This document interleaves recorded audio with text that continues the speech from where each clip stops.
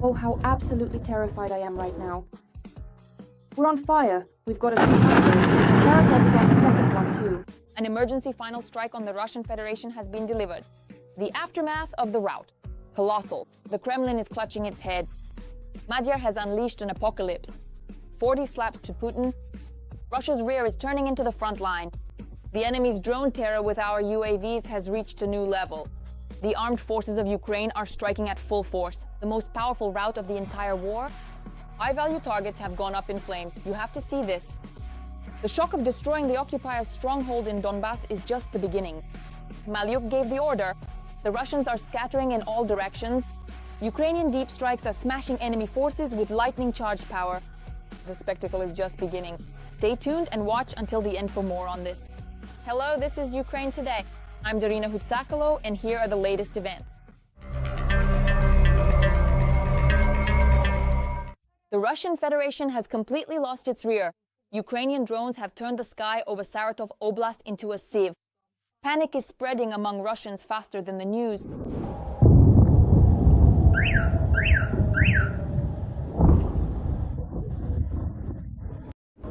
Ukrainian drones are attempting to attack Saratov Oblast.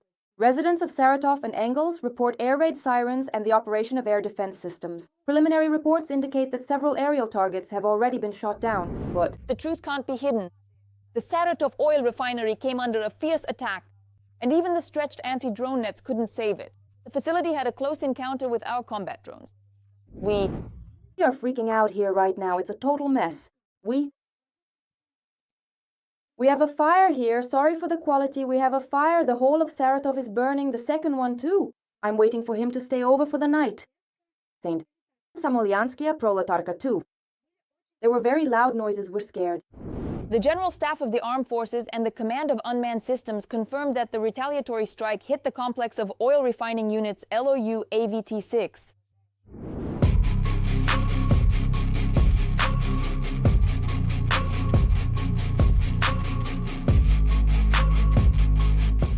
The Worms oil depot is once again worn out. By the way, the Saratov oil refinery is one of the oldest oil processing enterprises in Russia, previously known as the cracking plant. The enterprise is also part of the structure of the oil company Rosneft. In 3 months, all key regional fuel processing centers in the European part of Russia have been hit. According to Andriushchenko, over 40 strikes on Russian fuel infrastructure have been confirmed just during this year's summer and autumn period. And this is the largest attack so far since the beginning of the full-scale war. However, it is clearly struggling. Now the railway network as well. The Sergeyevka locomotive depot in Rostov region has been hit. Railway infrastructure support, Milerovo-Mayani. As many as 60 drones methodically deprived Russia of peace.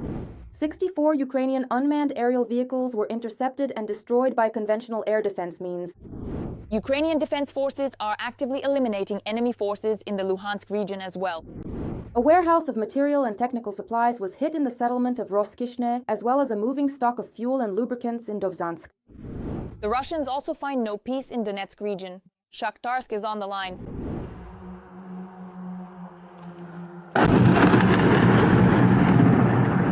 There are dozens of reports online about strikes on the oil depot. In the published videos, you can hear powerful explosions and see a bright glow visible from dozens of kilometers away.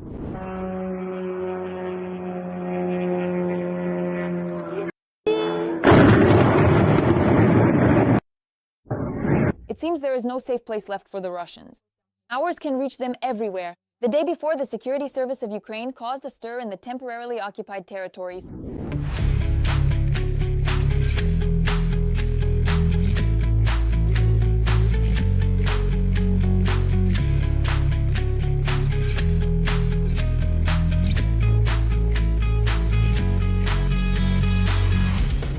The locations where enemy equipment and personnel were concentrated, used for logistics and deployment of enemy forces, were struck.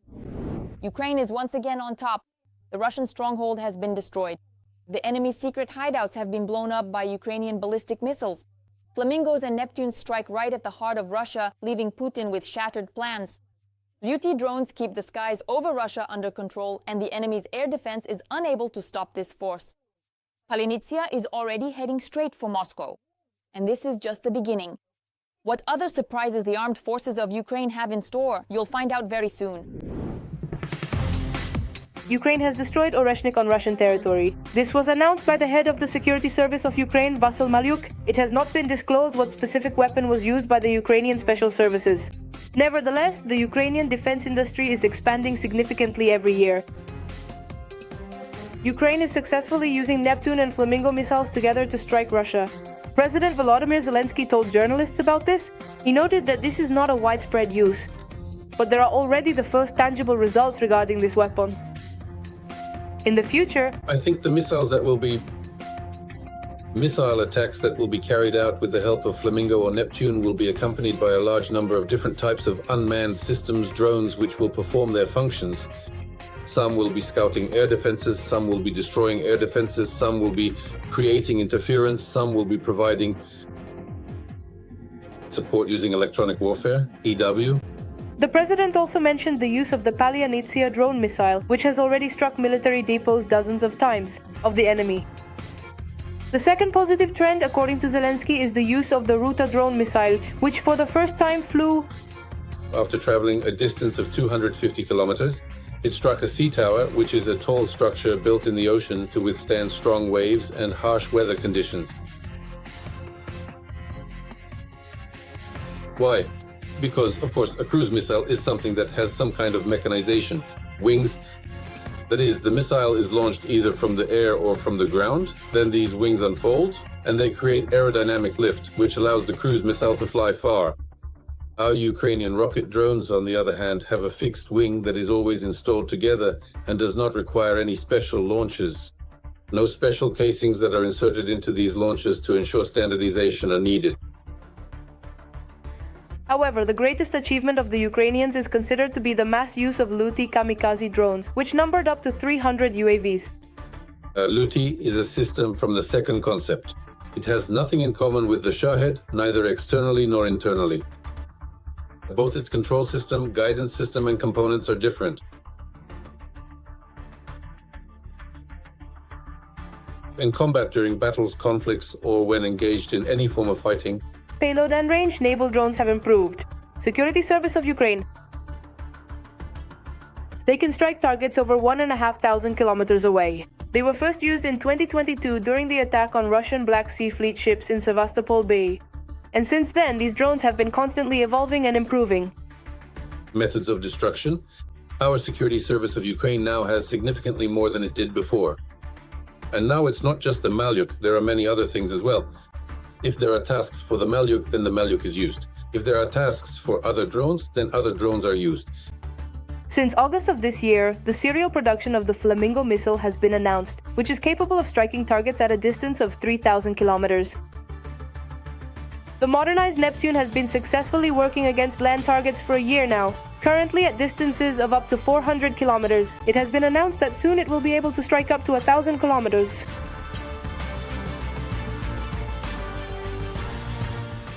Every voice matters. Join our community, support independent journalism, and help us bring you the truth from Ukraine. Become a member of Ukraine today. Join us now. Sensational. The Ukrainian armed forces' deep strikes are reaching a new level. Our strikes are once again hitting Russia hard.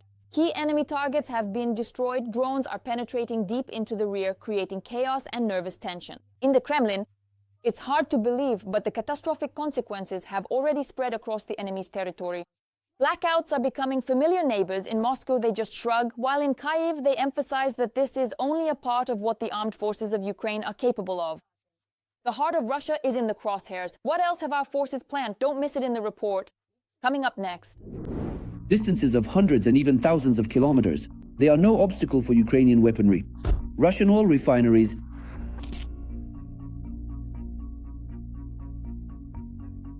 Well, that's it. Obviously, the plant is screwed. That's clear, even without saying it. key facilities of the military-industrial complex and the Russian war machine.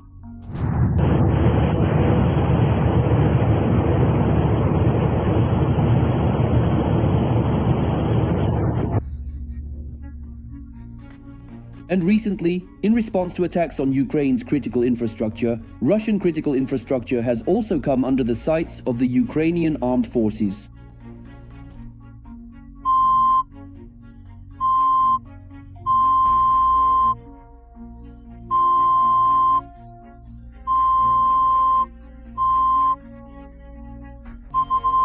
They killed us for a long time.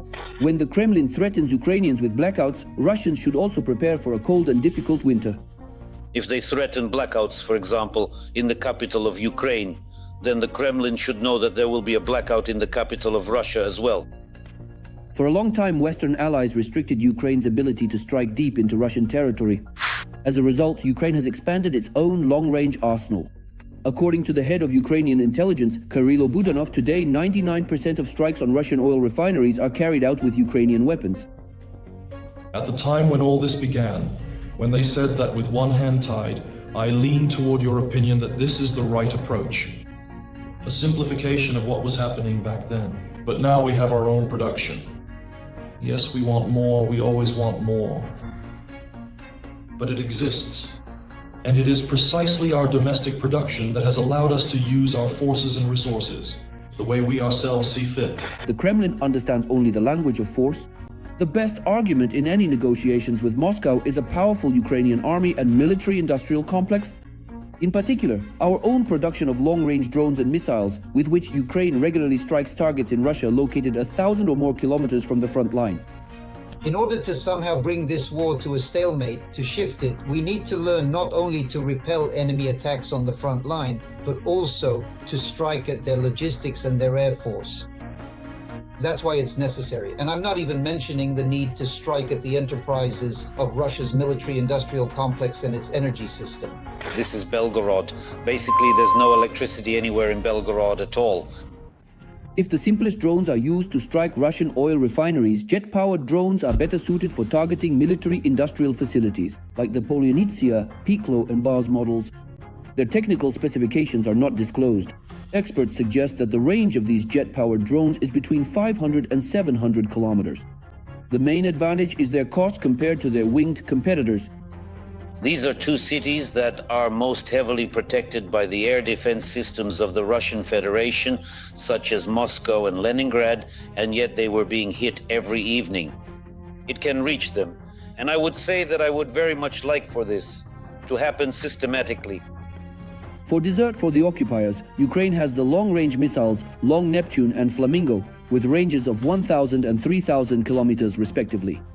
The Ukrainian Pink Bird, in addition to its enormous range, impresses with a warhead weight of about 1,000 kilograms. Of course, the warhead of a modern cruise missile is 450, but at most 500 kilograms. As a rule, almost all missiles have a 450 kilogram warhead. What does a 1-ton warhead provide? If such a missile hits a target, for example, an industrial facility, 2 of these missiles will completely disable it for at least a year. That is, there will be a single crater about 20 meters in diameter. Russian terrorists who are shelling Ukrainian cities must realize that a mirrored response will come. It will definitely happen. How do you assess the scale of the disasters that Russia has found itself in? Share your opinion in the comments, hit the like button under the video, and stay up to date with the main news. There are almost 480,000 of us subscribed. There's more to come. See you